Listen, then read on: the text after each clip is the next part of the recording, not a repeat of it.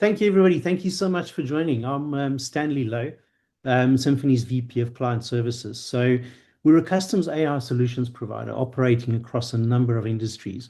But I think we're really excited today to talk about how we see AI being reimagined in consumer-focused organizations. We are going to record it so you can replay it afterwards. And if you've got any questions, please capture it in the chat. We'll definitely get to that at the end of the session. But also make sure you download the white paper. It's a really good white paper around AI that we co-authored with my other speaker, Alexander Thiel. Alexander, do you want to tell us a little bit more about yourself and about the white paper? Yeah, very briefly, and then let us jump in. So, Alexander Thiel, my background is 16 years with McKinsey, where I led the consumer goods practice in Switzerland and also co-led it in Europe, and worked a lot across CPG, sporting goods, fashion, retail, luxury companies, and the last few years, a lot on the topic of leveraging AI. And I'm extremely pleased to now have partnered up with Symphony, an absolutely leader in the field, to work with some of the most fantastic companies and brands in the world, to actually think about what is necessary to bring AI to impact. And that's what you will find, right, also in the white paper, and what we'll try to bring through today, right, a real focus on, right, from concept to impact and what it takes to actually see AI in the bottom line.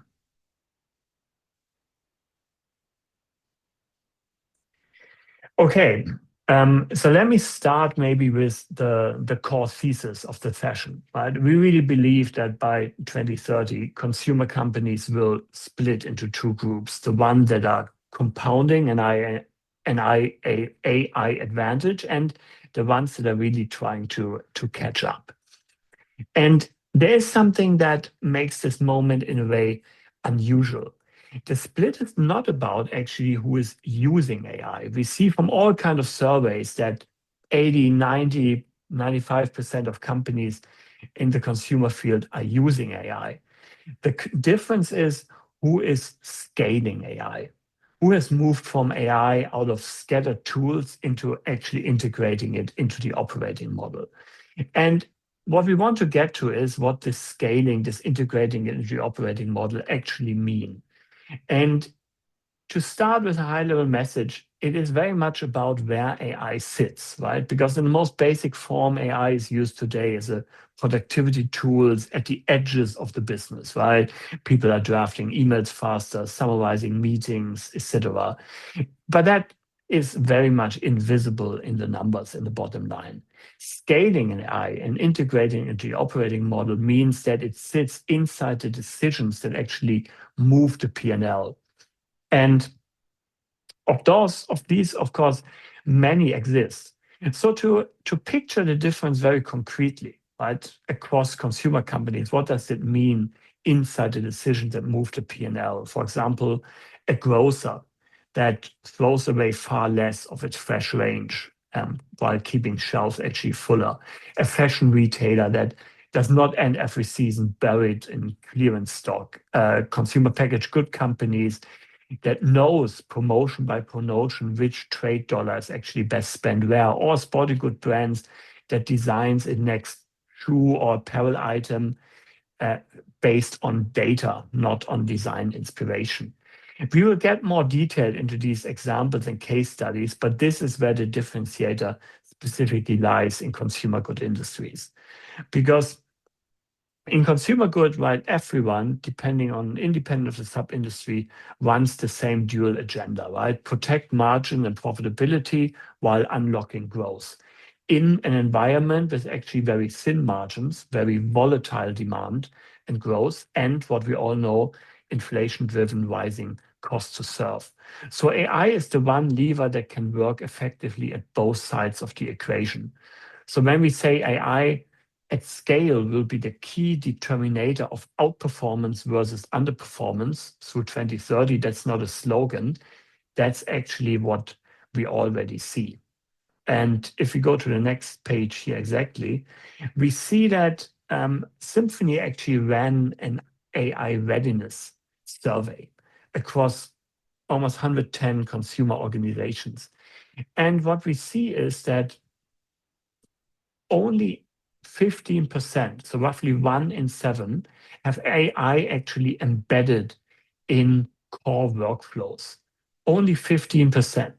Right? The rest is either running pilots or is actually still exploring. That's the largest group, nearly 50%. And before anyone might assumes that our sample here is unusually pessimistic, we see the same in findings that, for example, McKinsey does in their survey, where they find that roughly 2/3 of all organizations are stuck in experimentation and piloting and not in enterprise level impact. So here's the distinction, right? I really would like you to take away because I think it explains the gap. The difference between experimentation and transformation. Because an experiment proves technical feasibility, right? A demo, a proof of concept, some directional lift. But transformation actually institutionalizes, hardwires the AI capability, right? I'm talking about things like standard data products, repeatable playbooks, right? An operating rhythm. So a pilot never touches the systems where the work actually happens and is not sustainable. So it's this move to go from experimentation to transformation. The good news is it is definitely not too late. That's why, right, how we mean this slide is not like a slap in the face, but a call to action, right? To get on that pathway. Because this does not require, right, a 3-year complicated platform or like a 9-figure budget, but also from the experience of Symphony, there's actually the opportunity in very concrete areas to go into production and impact in weeks, not years. So the call to action here is pretty simple. Decide which side of the chart you want to be on and whether you're really willing to also make bold moves and then get on it. And with that, Stanley, handing over to you. Yeah, thank you, Alexandra. And completely agree. I think what we also saw in the survey was for those people that haven't yet switched to the transformation aspect of it and actually start to seriously look about how do we scale and how do we embed this in the operating model, there was three real core things that kind of started to become some of those barriers and stop that. The first one was really that the data foundations weren't ready. 22% of people we spoke to said that the data foundations were a big issue for them. They didn't have the right consolidated data environment. Data was all over the place. Different sources of data. Data isn't complete. We don't have a proper view of our consumers, of our customer, proper 360-degree view. We don't have proper data across all our inventories and how we tie all these type of things together. And that's a really, really important thing for us in order to become AI ready, but scale AI as well. Because AI is only as good as what your data becomes at the end of this as well. The second big thing then that we saw was it became about legacy infrastructure started to block the path. A lot of organizations are still built on systems and ways of working. So it's not just infrastructure, but it's people operating models that really sits in the past about how we used to work, how we used to kind of drive consumer moving and that type of things. And those type of changes and modernizations that's needed are typically quite expensive, but it needs a proper funded roadmap to drive how you get there. And then being able to unlock the quick wins and things along the way to really drive that value forward. The third big thing there was a massive amount of competing priorities, which starved investment really about transforming and reimagining the business with AI. And a lot of it has to do also with, to Alexander's point about experimentation. We're experimenting with all these massive 30, 40 different AI projects that hasn't really got legs to transform the business, but it's things we try and things we're seeing, and those things take up the kind of transformational investment, and they don't necessarily return the right levels of value coming back to us. And it's about understanding where should we invest and investing in the right places in order to realize those benefits that can help make this transformation almost a self-funded structure where you can go and reinvest and drive, compounding effects of that. And that really drives me to this next slide, which I really like how this is kind of set out and tells its story about if we start deliberately and really building the foundations now, that helps us really compound the value and the benefits we get from AI and organization as we go along the way. But if we're experimenting as those gray box and we're just exploring, we always kind of grow a little bit, but we always sit in that almost non-exponential growth type of structure. So it comes back to us to being deliberate, setting the foundations in thin slivers of things that really add value, understanding where those investments are going to sit. And Alexander will talk a little bit in a while about what those are and how they look like. But that's for us what really drives that compounding space. And we've seen this in so many of our customers where we start now driving and really setting the foundations and setting the right data foundations, choosing the right experiments and right things to go and invest into, but also looking at how we move forward with some of our legacy information, our legacy data, legacy infrastructure, operating models, and processes, and setting the foundations right, piece by piece, in order for us to move forward. And that's really when we start seeing that compounding advantage for us coming up. So it's not just a metaphor, it's something we really can see in the income statements where we start to work with our customers in the consumer space around how they move forward. So where do we think the big value is going to sit, right? If we're starting to say, right, when we're moving into this compounded space, where do we really think the value is going to come from, and where are the right places to go and invest in for us as consumer organizations? And Alexander will bring it to life a bit, but what we've seen in speaking to many of our customers and many other retail organizations out there is it really become more about the continuous aspect, the real-time access to information, real-time being able to adjust and pivot and react to your consumers, to their behaviors, what they're asking for things like prices, offers, allocations. It's not just a weekly cycle as it was in the past. We can now do direct engagement with our consumers in order to make a real difference and drive additional spend, drive up those share of wallet that we get from them. The second big thing for us is we're moving away from segments of many to almost a segment of one. It's becoming about that individual. Because with AI, we can come a lot more personalized. We can have a lot more data, a lot more understanding of me as an individual. What is it that I want? How do I want to start progressing? What do I want to buy? Predict what we're going to be doing, and really being able to influence my own kind of profile as a consumer and really personalized to that level of detail for us. And that we're seeing more and more we're going to be seeing. Recommendations become execution. So co-pilots will start becoming bounded agents that act with human oversight. It's not just we think we could be doing this, or let's go and try maybe offer this to those clients. It's going to become a lot more about execution. As we get into the real time, we can start to really act quickly and really drive those live things out for us as well. And overall for us, it's going to become less about pointed solutions and more about systems. I spoke to a big retail company last week, and just kind of in their stores at the moment, a big fashion retailer, and just in the stores, they're sitting with their staff, they're working in about 4 or 5 different systems just to serve a customer, depending on what the query is, depending on what we're selling, or depending on what we're delivering what you're delivering to your consumer.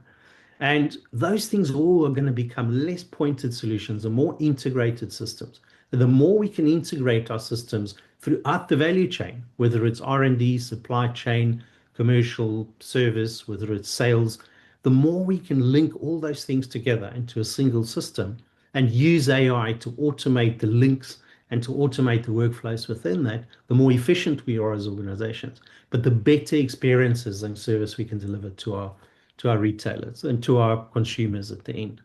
So the roadmap we've typically seen with many of our customers, to just kind of drive back onto that, is we start off now with the foundation. Start off now with your co-pilots. What are those slivers of things we can go and unlock? What are those use cases that's really going to make a difference? But at the same time as what you're executing, those can help set the foundations. So can we start to fix some of the data orchestration, or can we start to fix some of the infrastructure that we've got, this legacy, whilst we're fixing these things and creating value? Because the more we can do that, and create value, the more we can realize that value and reinvest into the next piece and into the next piece. So start with the foundation and those co-pilots. Then let's move on to starting to scale this and really start to link together your different areas in the value chain, but starting to drive a more linked organization. So from orchestrating demand to supply, pricing with human oversight, really starting to deep dive into those and getting those AI enabled. Then starting to with that closed loop automation. How do we now automate all these things together? We've done great across enabling this, but syncing this together in single workflows for us is really where the big value starts to sit. And this starts to enable our people again to become more customer focused, our people to become more focused on providing value rather than just driving operational things in the back end. Then we start to get later onto the agentic workflows, those multi-step agents that starts to handle exceptions, strong audit controls, and eventually for us, the roadmap by kind of 2030 is creating that agentic enterprise, the agentic retailer, the agentic consumer organization. Humans focus on strategy, humans focus on people, clients, and AI co-workers runs the operation for us. And that's really almost that North Star for us. We see that huge compounded advantage and benefits it for us as we draft that. Alexander, do you want to bring that to life a little bit for us? Yes, indeed. Thank you, Stanley. So indeed, let's try to make this concrete and go across 3 industry deep dives, starting here with sporting goods. And the headline for sporting goods, in our view, clearly is closed loop performance. So by 2030, we really envision a world where athlete data, user data, product design, supply chain, and consumer experience stop being separate functions and become one integrated and continuous learning loop.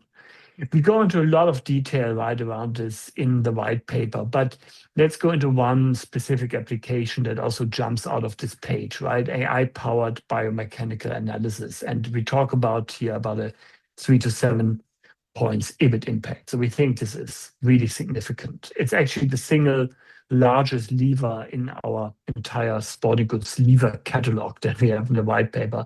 And why so large? Because design driven by real biomechanics, right? So gait data, load movement, telemetry from actual athletes and users means better fit, right? Fewer failed expensive prototypes and significantly higher full price sell-through, as well as fewer returns and warranty claims. So we believe adding a generative design for equipment and starting with AI really early in your value chain is a significant unlock. And this is actually not theoretical. You will see in our white paper, right, a use case story, right, about a program that Nike used using generative AI to actually co-create footwear with elite athletes ahead of the Paris Olympics, and the amazing impact that had. Let me, before we move on from sporting goods here, also quickly touch on 2 other things that we mention on this page, right? One is dual model demand forecasting, right? Which we have at 2.5 to 6 points of impact. So sporting goods is really 2 businesses in one, right? As everyone in the industry knows. On the one hand, it's predictable core replenishment, but then it's also very hype-driven seasonal demand and product drops. And often one forecasting model fails to predict both really well. And 2 specialized models fused with a lot of local signals, weather, events, participation, can really transform allocation decisions and make them significantly better. We know this from actually using this in practice. And indeed, again, right, significantly optimize stock use and therefore directly translate to the bottom line. And then let me also mention something that we have here on the right, and that's much closer to the end consumer, and that's self-optimizing storefronts. So storefronts that really personalize, themselves in fashion. And beyond the storefront, right, the brand actually extending into daily training. So things like AI personalized coaching or real-time form correction. So also in the direct contact with the consumer, there is a large menu of use cases that have a direct link to the bottom line and that can be implemented actually today, right? Everything that's there is needed. So to wrap up the sporting goods teaser, if you want, the transformational story here really is that the store, the app, even the shoe or apparel item, the product itself, in a way, all become sensors. And the winners, we believe, will wire those sensors together and feed and loop them back straight into design, supply, and marketing, creating this closed loop system. So now let's go to fashion. Here it's actually, if you want, the same logic, but a little bit of a different pressure point. The pressure point here is in our view, brutally simple. It's returns and markdowns, right? The two places where fashion margins are going to die. And the scale of the problem, right, I think is huge, and everyone is aware of that. I looked up some numbers in the US alone, right?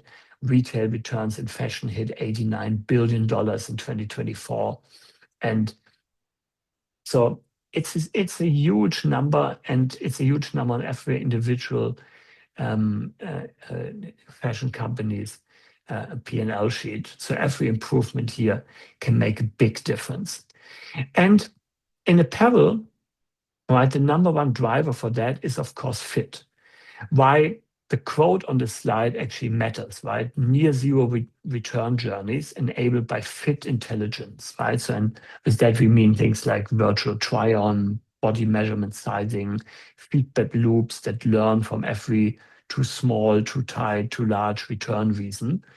So, and this is actually something we have proven, or Symphony has proven with fashion companies around, right, really optimizing size advice, building on customers' measurement, but also on intelligence from returns and other data sources, bringing very quickly returns down 10% and more.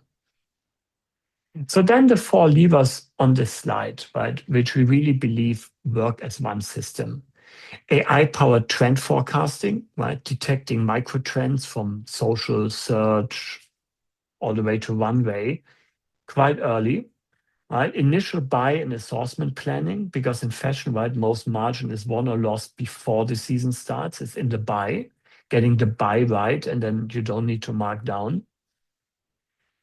Which is exactly why then intelligent markdown optimization is the third lever. So when you mark down, you do it SKU by SKU, location by location, store by store, week by week, not a blanket minus X% on everything in week 8 or so. And generative design and creation, right? Really multiplying the concepts a design team can explore and the ease with which we can create them. And there are examples where this kind of system is already starting to get into place. So let's take Shane, right? Whatever you think of them, they run real-time trend detection into micro batches of 1 to 200 units, reading actual demand within days, scaling only the winner. That is the continuous learning. Or also Mango, right, ran the industry's first fully AI-generated campaign for its line with machine learning platforms across pricing and personalization behind it. So there are first players who are putting it all together. And in our view, the fashion 2030 picture will look like this, right? Trend engines feeding design briefs, buys sized by algorithms, not people's intuition, markdowns executed very precisely and granularly, and a fit engine driving returns ideally near zero. So one coordinated system that really takes a lot of human instinct out of the decision and makes them much more data-driven.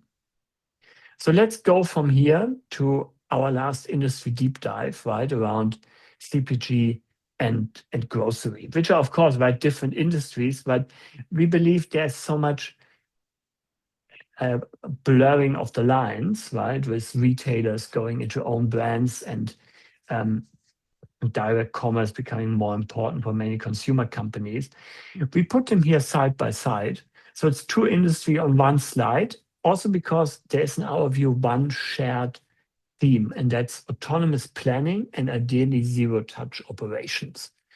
So both, right, particularly retail, but also many CPG operations today are high volume and relatively thin margin businesses, of course, even more in retail, which is precisely, we believe, that continuous automated decisioning will pay back very fast here. So let's start with CPG first. So the single biggest lever in our CPG catalog that you find right extensively in our white paper is trade promotion optimization, right? 2 to 5 points of EBIT potential. Because for most CPGs, trade spend is one of the largest line in the P&L, and a substantial share of promotions actually still lose money, even in an all-in calculation. And we have seen that AI can turn that from an annual negotiation ritual into actually a continuous optimized ROI reallocation, promo by promo, retailer by retailer. And behind that, a backbone of demand sensing, inventory prediction, and dynamic logistics. Often, these impactful use cases have a bit of preconditions that need to be built. And the giants in this field are moving, right? So Unilever is scaling AI, powered digital twins across its global manufacturing networks. And you have many of these examples. Also, right, from Symphony's own CPG delivery, right, a commodity price prediction platform covered 50 plus commodities across 90s of global sourcing districts and created like significant impact here. So a lot to do in CPG. But now also let me talk briefly about grocery, where everything concentrates often in one area, perishables, right? The highest leverage domain in the whole sector, because in the end, right, it's waste and availability and that difficult optimization function that pulls against each other. That is a daily decision in every store. And through AI, there's the opportunity for really autonomous replenishment for perishables, dynamic pricing for perishables, and live markdown that tracks shelf life in real time. And altogether, believe that can be easily 5-6% EBIT points if you do it to the full extent. But even in early iterations, it can be 1, 2, 3 points that make a huge difference because you cut spoilage and protect margins simultaneously. And then I also want to mention one more grocery lever we have on here, the digital journey as a retention engine. Because loyalty optimization is something that we only see starting in grocery retail, combined with personalized offerings, AI meal planning, right, and other aspects. And that is really an area where with AI fully at scale from the beginning, a huge difference can be made. So one slide, two industries, same pattern, right? Sense demand continuously, decide continuously, so automated systems, and then execute automatically live. With humans, of course, still governing the system, but AI really driving it. So to bring this a bit together, right, in our view, this isn't hypothetical, because you've now seen 3 industries. I mentioned already probably a dozen levers. There are many more in the white paper. And what I want you to leave you with at the end of these deep dives is that, as I said, none of this is hypothetical, but there is a recipe that is proven by Symphony that can be applied to all of that. And of course, it's specific to the situation, but more or less it works like this, that for the first 6 months, you do not start with a moonshot. You start with use cases where the economics are the clearest: forecasting, allocation, markdown optimization, clienteling, personalized content, right? Thin slice, one workflow, instrumenting and real KPIs, and you deliver properly, and you put this first slice live in weeks, right? Not in quarters. that pace matters. And you get to impact quickly.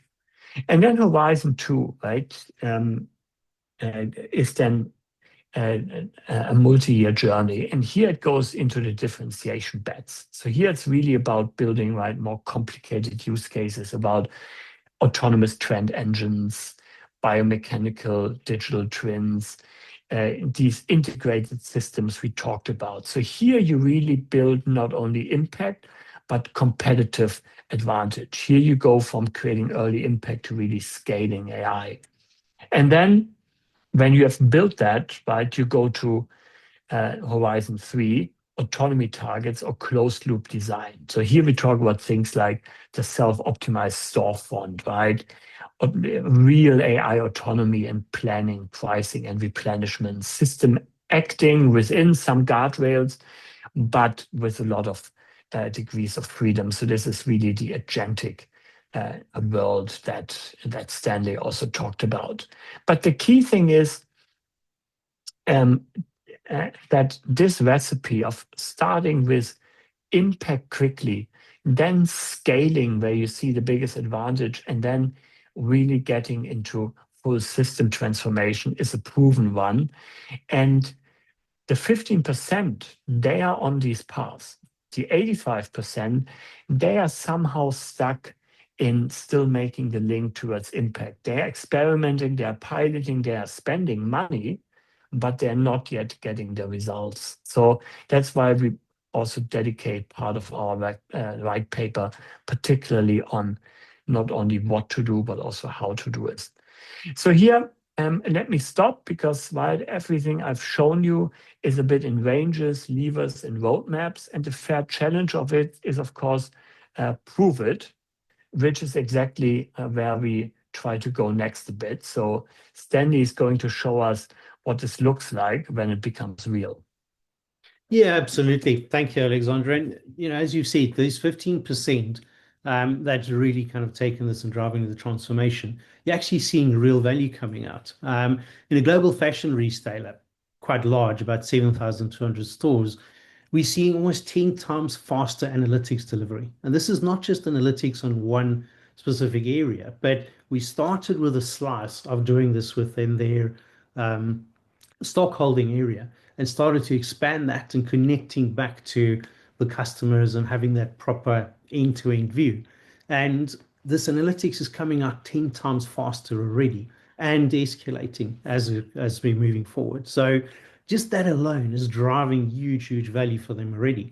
In another client, supplier collaboration and traceability platform across the complete supply chain, there's 90% less manual effort.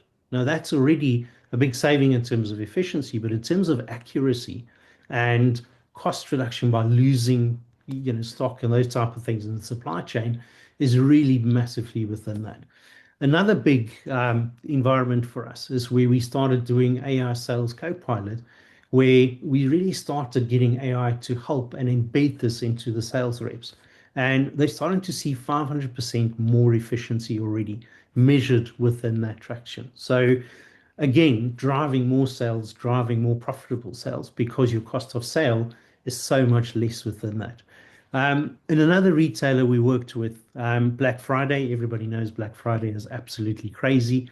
But they managed to get almost just over a 780% surge in usage. People be able to drive and really buy more because they could so much better manage the inventory, drive the analytics, but in real time understand what's available, what's not, and how they could distribute it. They could also then drive much more impact across marketing, understanding what are the products they need to be driving and pushing on that day, where do they need to go drive the right specials, pricing reductions, and those type of things to properly manage this inventory base they had at the back end of that.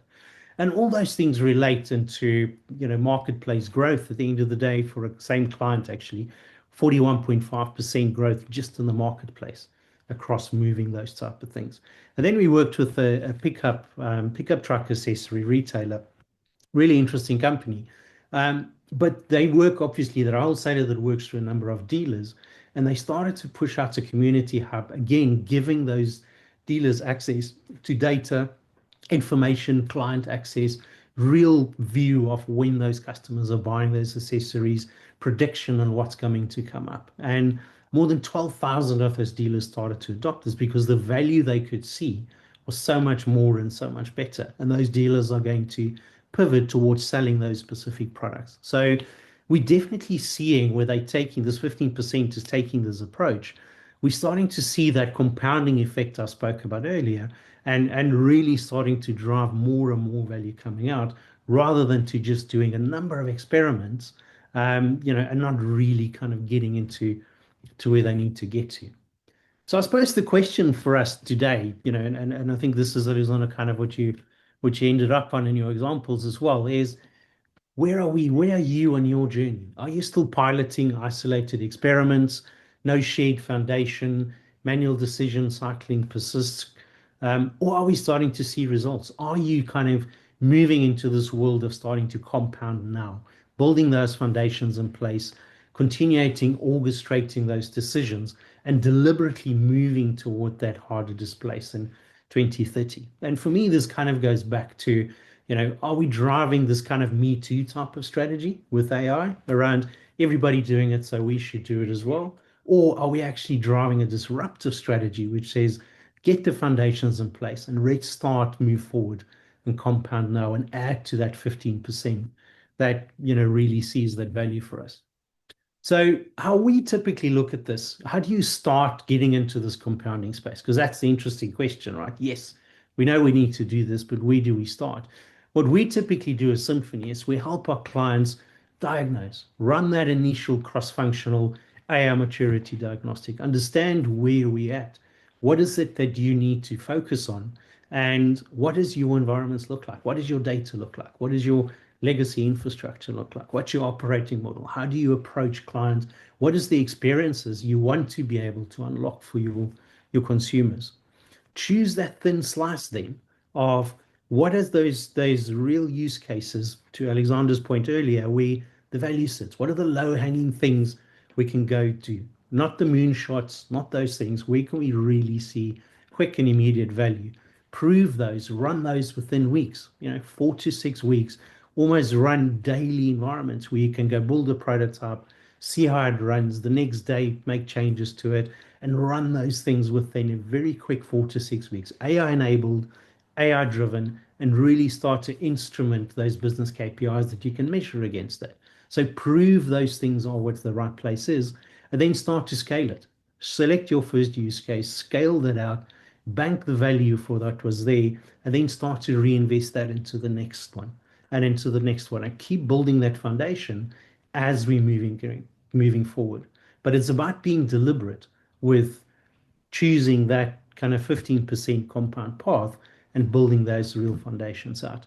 So if there's anything I can leave you with today, it really is be deliberate about choosing what path is it that you're going to follow as a consumer organization and driving the right process to put you on the right path and really start to see how do you scale those out. So let's go and find your first use case. Folks, thank you so much for listening to it. Make sure you download the white paper. It goes into a lot more detail. Dalila, I'm sure there's a few questions that's come up so far that we could answer. Yeah, thank you, Stanley and Alexander, for a truly inspirational session. I hope our guests also enjoyed it. We have a couple of questions in our Q&A box, and this is just a quick invite for everyone else. We have the Q&A box here in the Zoom, so please drop your questions, thoughts, opinions on anything. I'm going to start with the first one, and Stanley, it's for you. We already have a number of AI pilots running. How should we know whether we are actually in the 15% or just doing the pilot for the sake of doing the pilots? I think it's going back almost to that last slide, right? Is to understand what is it you're achieving through the pilot. Is there a clear business case behind what it is we want to achieve? Are they clear, very clear about what are the outcomes we're looking to do this and what the impact will be on the business, right? So there's a financial side of the business case, but also what are those kind of non-quantitative things that we want to achieve through this pilot? And then also looking at your pilots and understanding, are they really helping us establish a foundation? Are we really looking at how can this help us get better sense of our data, get better sense of where we are? And the easiest way to do that is do that almost foundational diagnostic, right? It's not necessarily for us to do that, but you can do that internally as well to understand where it is you're going with this. And does this really make a difference for your organization? Or are these pilots kind of a moonshot that says, well, this sounds something that sounds really cool. How can we go and unlock this and kind of what is there? Or do we see real value coming into that? Thank you so much. Just in the interest of time, we only have 15 more minutes. Alexander, I think this one is for you. So the EBITDA ranges we show 3 to 7 points for biomechanical design, 2 to 5 for trade promotion. They really sound almost too good. Where do these numbers come from, and how quickly are they realistic in the real world? Yeah, absolutely fair challenge, right? I think 3 honest things about those numbers. So one, they are of course indicative ranges, right, per lever. And where you land, right, will very much depend on your starting point, category mix, channel structure, many other things, right? A brand drowning in markdown captures will benefit more from markdown optimization than one that's already highly disciplined. Two, they will be realized progressively, right? Not on day one. So, right, simple co-pilot deployments typically, right, prove value relatively quickly, but then the full range comes as you connect recommendation to execution and you really change the operating model, the workflow. So the full range, right, is also something that comes over time. And then 3, you won't get all these levers, right? Nobody does, right? You really need to see which are the 3 or 4 well-chosen ones that will have the biggest potential for your business and stack them. And that will make your outperformance. That all being said, right, these qualifiers, the magnitudes that we're in here are real and they are proven, and you can see them already in the 15% of companies that are manifesting them. As I said, almost none of them is manifesting all of them, right, across function areas, but they've chosen the ones that really make a huge difference and then driven them to a point where they're deeply embedded in their operating model and system. And then it's real. Thank you. I think this one is also is a good question for you, Alexander. I'm just going to continue on. Handing pricing or replenishment decisions to an AI sounds risky. How do you ensure people stay in control, and what actually stops an agent for marking down the whole store down? So the answer to the second one is relatively easy, right? It's the optimization function, right? So I think there are 2 things that are absolutely critical, particularly in the beginning, and that will require some iteration, will not be right immediately. One is almost all these things, right, are trade-off functions where, right, you need, for example, trade-off availability and loss, or indeed, right, markdown, but also, right, then risk of stock loss at the end. And finally, it all gets through to usually maximizing EBIT as a result of that. But still, since these are also learning modules, right, that over time will get better, it is important to be very clear about the trade-off function and program that in, and then start from a point where in the beginning, right, it's not an autonomous model, but it's a co-pilot. The journey, right, really is from co-pilot to autonomous models. So in the beginning, it's the co-pilot, the system is making recommendations, and the human is making the decision. as the model, right, gets better and you see that the recommendations have really reached a level where the model can be autonomous, then you can get to an autonomous design with human oversight, right? So from human in charge to human in the loop, to use, right, some words out there. And when it comes particularly, right, everything that touches markdown and pricing, that is, of course, the most sensitive aspect, but it's also where, right, most of the potential lies. And again, right, we have worked with companies that gotten this right. The important thing here is to design the journey correctly so that it factors in all important aspects, and you don't expect it, right, to run autonomously from day one, of course. I just Yeah. want to build on that, Talila, because I think Alexander stated a very important point, right? Is that it's about the human in the loop aspect around this, right? And rewiring your organization for AI and agentic, etc., is not just a technology thing. It's technology, but you've also got to go and look at what is my operating model going to change? How's that going to need to look to support these things that AI and agentic and technology can do for us? What does my processes look like? So it's a much broader thing for us. It's not just let's go throw some tech at it and get technology to do pricing. It is how am I going to be supporting that? What's my environment going to look like? And how am I going to change as a business with that? And it's almost down to business model in some instances across how you can do different targets and different things. So we have to take that full picture into account as well. I think you wrapped it up so perfectly that I'm just going to continue with the next question because I think it adds on to this story. So consumer companies are all about delighting customers at first for people to buy, and second for people to use by moments of the truth. Do you think that AI can enable companies to understand better live the consumer experience, whether it's bad, average, or good, and how to use AI to drive that personalization?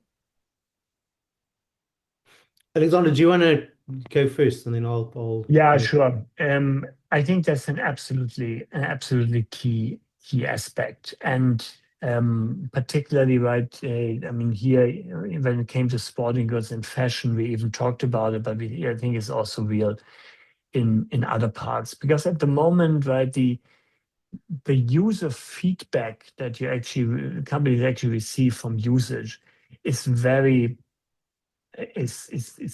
scattered and unreliable, right? It basically comes through to, right, some surveys, some people, right, rating the product on online platform, while the purchasing platforms, or none of that is really reliable, nor is it specific enough often, right, to give you concrete results, so or concrete input into your processes. So what right, a key aspect of AI is, right, that the more data you have available, right, and the better it will drive it. But so building in more feedback loops, right, from actual usage is absolutely key. However, even if that might be difficult in the beginning to collect, right, in the mass usage, even small usage studies with the help of AI, right, can provide fantastic feedback.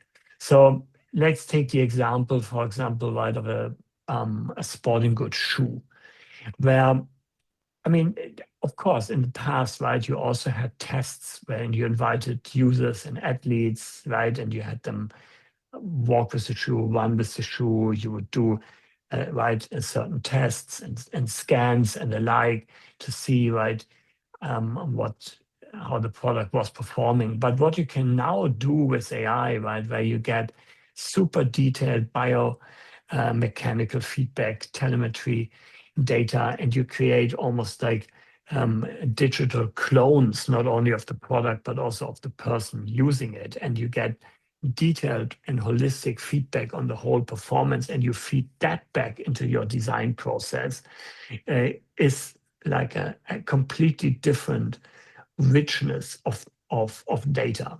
So maybe we'll come at some point right to the world, to a state where many shoes will have little sensors in it that actually send these data back live. But even before we are in that world, or maybe we also don't want to go there, even if we are still in the world where we do a lot of that through specific user testing and focus group-like environments, the ability through AI to get significantly more insight out of these tests that then feed back into designing and making better products is enormous. And for every company that makes products that people wear or use in any kind of performance-related environment, I think this is a must-have use case.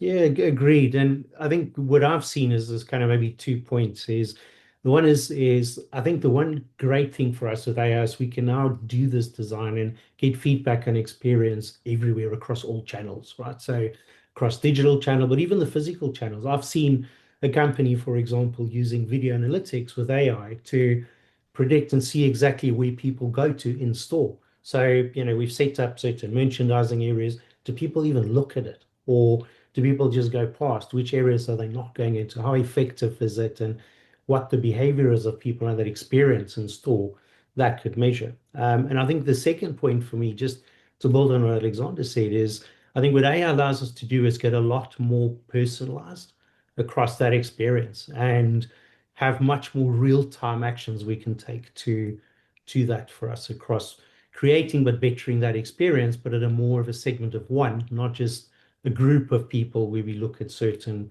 experience behaviors. Thank you. Thank you both. I'm just gonna read the last question. We only have 4 more minutes left. And I think this one is one of the most hardest when you do want to make a transformation or a change using AI. Our data isn't in a great shape, so do we really need a multi-year program before any of this pays off? And I'm gonna let you both chime in and share your perspectives on this one. Stanley, you want to start? Yeah, absolutely. It is important to get our data correct, right? But I don't think it's necessarily you have to get everything done before you can do anything, right? So we've spoken about this concept of find that sliver, find that use case that really drives that and fix that in terms of the data, making sure that kind of works. So I think there's a very much an incremental approach to that that can help us get those done whilst we're adding value, whilst we're enabling use cases, and whilst you're building those foundations and actually driving that compounded thing. So I think, it is important to do, but is not necessarily something you have to wait until that's done before you can absolutely do anything. There's definitely incremental steps and much kind of more quicker and kind of driven agile approaches for us to do that. Yeah, Alexander? and let me just add one aspect, right? You don't need all your data fixed, right? Let's take a concrete example, right? If you're a retailer and you want to do a perishable replenishment pilot, right? We're probably talking about 4 to 5 data products, right? On-hand inventory, sales history, promotions, shelf life, right? You fix those, right, with clear definitions, quality checks, and then you can go. So even if your data is not in a great shape, you don't need to fix all of it to get started. You can be very use case specific. Yeah, there's this picture that I'd really like, and unfortunately I don't have it with me here, but we don't need to take a very long approach to transformation. It could be these little shark fins that changes the foundation but provides value pretty much immediately that we can go and reinvest into solving the next problem, solving the next problem. And through that, to Alexander's point, you fixing your data kind of bit by bit as well. Thank you both. I'm just checking to see if any new questions came in. I think we are good. Thank you for a very inspiring Q&A session, and thank you so much for actually taking us through the content of the white paper and what are the trends in retail and consumer companies, and what can we expect and what can we do until the clock sticks off. Symphony and will be sharing our white paper to all of the webinar attendees right after the webinar. So please make sure to download it, chime in if you have any thoughts or any opinions, or even like experiences from your own side that you can share and talk about. We'd love to hear more about it. But I'm going to hand it over to Stanley and Alexander for their final and last words before we sign off for today. I'll leave Stanley the last word because I simply want to say thank you. Thank you for Symphony to invite me to partner up here. It's, I think, a really fascinating journey. I hope you'll all have a look at the white paper, and thank you for everyone who joined the session today. And thank you, Alexander. It's been great to partner on this. And thank you everybody else similarly for joining. I think the last words that I'd love to leave you with is, are we driving, choose your path? Are you moving to these experiments, or are you looking at actually driving this compounded stuff? And if we're driving the compounded profile, if you need help, reach out. More than happy to, even if it's just a conversation. Thank you so much, everybody, for joining again. And make sure you download the white paper. Thank you. Thank you. Thanks.